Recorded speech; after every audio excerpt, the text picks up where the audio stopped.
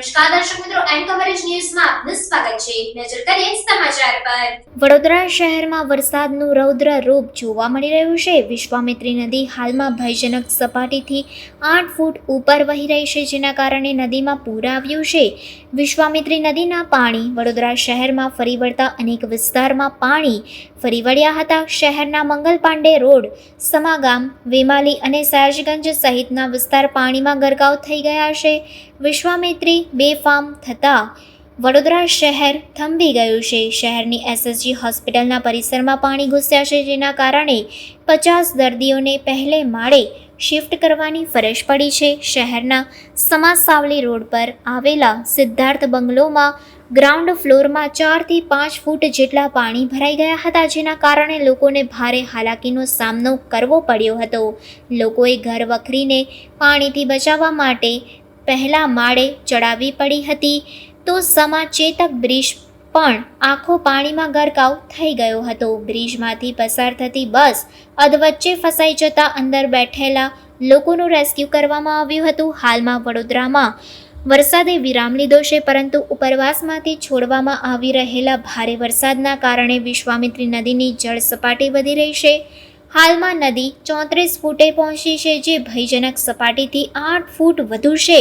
નદીની સપાટી વધતા કાંઠા વિસ્તારોમાં પૂરની સ્થિતિ સર્જાઈ છે. વરસાદના પાણીમાં અનેક લોકો ફસાયા છે, જેમને રેસ્ક્યુ કરવા માટે એસડીઆરએફની 3 ટીમો બોલાવવામાં આવી છે. બોટ દ્વારા લોકોને સુરક્ષિત સ્થળે રેસ્ક્યુ કરવામાં આવી રહ્યા છે.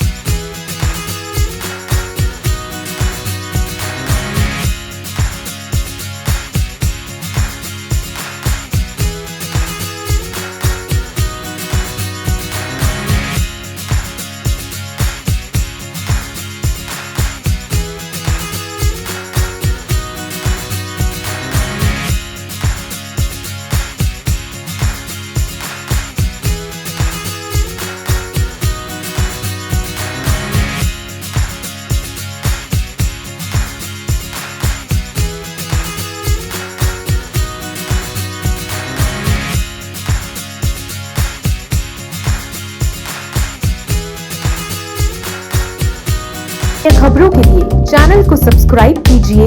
खबरों का नोटिफिकेशन पाने के लिए बेल आइकॉन को जरूर दबाएं।